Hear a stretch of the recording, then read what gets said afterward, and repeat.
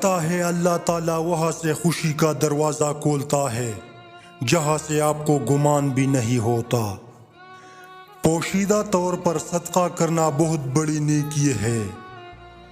حضرت علی نے فرمایا، انسان کی ذہنیت بھی عجیب ہے، بیماری کے خوف سے کھانا تو چھوڑ سکتا ہے لیکن دوزخ کے خوف سے گناہ نہیں۔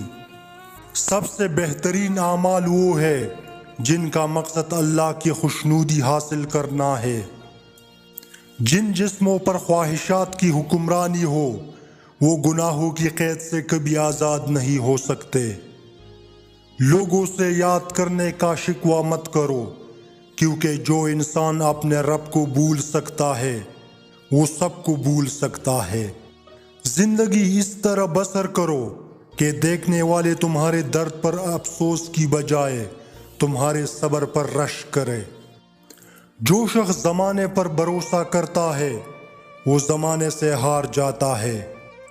یہ زندگی 2 دن کی ہے، ایک دن تمہارے حق میں اور دوسرے دن تمہاری مخالف ہوگی۔ جس دن تمہارے حق میں ہو اس دن غرور مت کرنا، اور جس دن تمہاری مخالف ہو اس دن صبر کرنا۔ انسان واحد ایسی مخلوق ہے جس کا زہر الفاظ میں ہوتا ہے۔ حضرت علی نے فرمایا، مومن کے لیے ہر وہ دن عید ہے جس دن وہ کوئی گناہ نہ کرے۔ حضرت علی سے کسی نے پوچھا، اگر کوئی اپنا ہمیں بھول جائے تو کیا کیا جائے؟ شیر خدا نے فرمایا، کوئی اپنا ہو تو کبھی نہیں بھولتا، اور جو بھول جائے وہ اپنا نہیں ہوتا۔